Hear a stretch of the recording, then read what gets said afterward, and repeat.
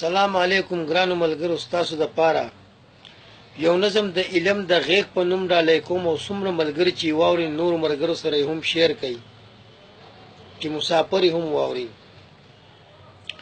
د علم غیږ ته د خاره په چکر راشه، اصل به د غرونو کې ګران یو نظر راشه.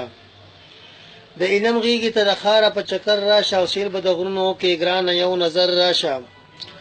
په ملکن راوړ خپلې بسندونه ویني، خار د بړخیله کې بخولي بازارونه ویني، امان دره او ظلم کوټ کې بروډونه ویني، تاڼه کې ګله به د خلکو رواجونه ویني، په جلاله کې به ښایسته میوې باغونه ویني او د شموزو په پل به بل شانتي رنګونه ویني. تادي کوه د لنډاکه چیک پوسټ لزر راشه، او سیل به د غرونو کې ګرانه یو نظر راشه. د علم غیږې ته د خاره په چکر راشه.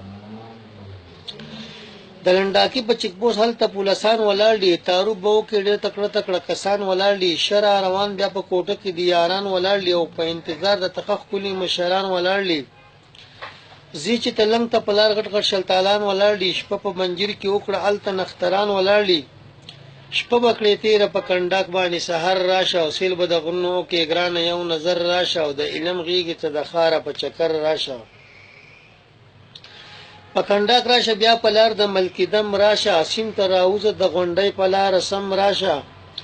دمه به هلته وکېدی خپل موسم راشه، بیرکوټ به وینې لرې کوي د زړګي غم راشه. تپوس کوه د عزیز الله به دا پچم راشه، په مونږه ګران د شیرالي تور دا لهم راشه.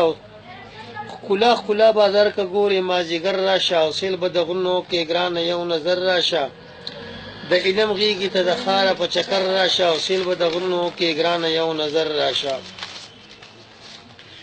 د نوي کلي پیدا خان ډېر زورور سړی دی، په ابوه کې صدیق خان زموږ د سر سړی دی، په قرتۍ کلي کې صابر شاعر دی نر سړی دی، رفیع الله نګر په موږ لکه د غر سړی دی، ممتاز په خپله علاقه کې یو بادر سړی دی، د پښتو ژبې قدردان په لی اکبر سړی دی، او د بالي شال د میلمستیا له په نمبر راشه، او سیل به د غرونو کې ګرانه یو نظر راشه.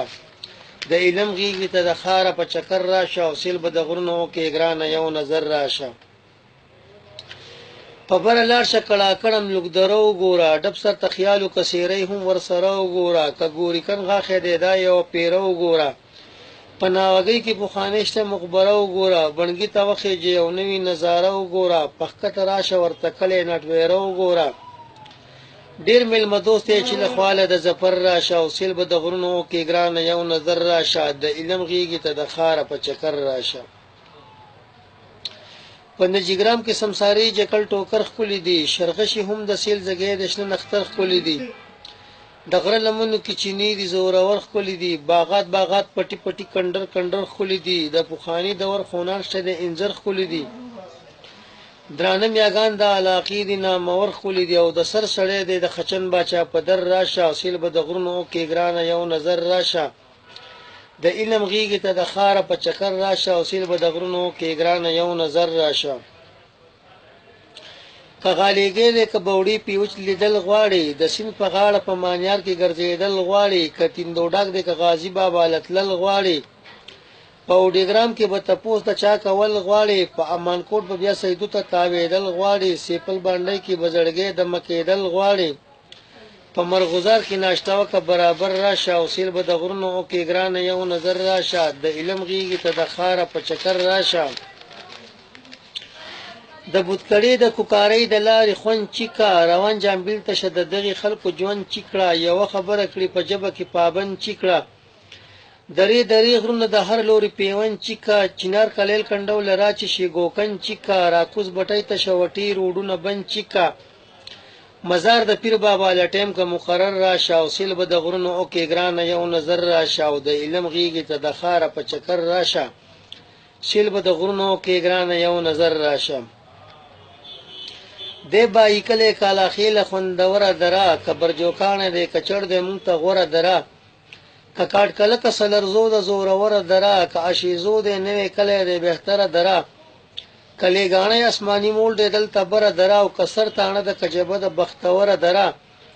دعا د خیر وکړه په مونږ لکه اختر راشه، او سیل به د غرونو کې ګرانه یو نظر راشه. او د علم غیږې ته د خاره په چکر راشه، سیل به د غرونو کې ګرانه یو نظر راشه.